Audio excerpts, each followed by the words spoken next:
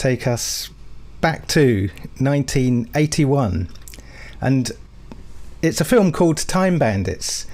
This was directed and produced by Terry Gilliam, and it's written by Terry Gilliam and Michael Palin. And you see, some Terry Gilliam extravaganzas work very well, and some don't. Now, this is one of the ones that do work very well. Young Kevin, in the story, is 11 years old and is at the age where history is a fascination. Now, his parents are materialistic and shallow, living in suburbia, and preoccupied with kitchen appliances to try and one-up their neighbours. Now, Kevin has to go to bed and stop making noise as usual, but one night, this night, he witnesses a knight of old on horseback charge through his bedroom from the wardrobe, out through a wall into the forest. And when he looks again, the room is normal. The next night, he smuggles up some items to his room, and in a satchel, and waits. And soon, 6 strangely dressed characters emerge from the wardrobe to chaotically hide when they realise Kevin is there with a torch. Now, they have a big blue map, and they're looking for a portal, which they ascertain is the far wall of Kevin's room. So they push it, and it continues out into a long passageway.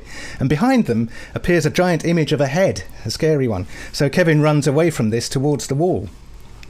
Kevin and the 6 bandits fall through a portal onto a farmyard in the Napoleonic Wars. Napoleon is trying to watch some entertainment on stage. The bandits make their way onto the stage to do a dance, endearing themselves to Napoleon, who invites them to dinner afterwards. And when Napoleon falls asleep, the bandits clear the room of anything valuable, and off they go through to another time portal. They arrive in the Middle Ages through the roof of a carriage of a young couple, played by Michael Palin and Shelley Duvall. And the bandits explain to Kevin that they are bandits. They used to work for the Supreme Being. And the fabric of space-time is far from perfect and is full of holes, and that they have stolen the map of all the time holes to go through history and steal whatever they can to get rich. Now, Kevin takes a picture on his Polaroid instant film camera, which he had packed in his satchel before he went up to his bedroom. The Time Bandits pose with their big blue map on the front. Oh, they pose behind it. They end up being captured by Robin Hood's merry men. Robin Hood is played by John Cleese, who redistributes all the loot that they stole. A character calling himself Ultimate Evil, or an evil genius. He doesn't actually have a proper name in this film. He's been watching all of this all along, and he's surrounded by moronic minions, and he wants the map. He also wants to know about digital watches and videocassette recorders and car telephones and computers. And when he has understanding of computers, he shall be the supreme being, he believes.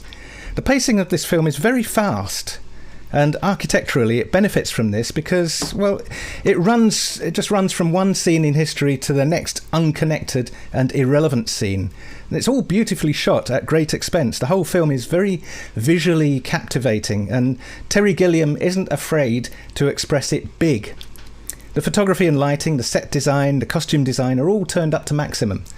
Ultimately, this is a movie for children, really, but as an adult, you don't really notice that. In the original script, King Agamemnon was written as the warrior took off his helmet. This is in the script.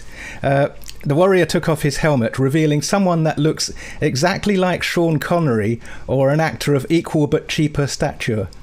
However, Sean Connery actually got to read the script. He read it, and he liked this, and he got his agent to push him for the role. And it was also Sean's idea to appear as one of the firefighters at the end of the film. It's almost entirely shot with low camera angles, as if you're seeing what a child would see. There was a deleted scene where the bandits try to rob a bank in the 22nd century, but this is lost now.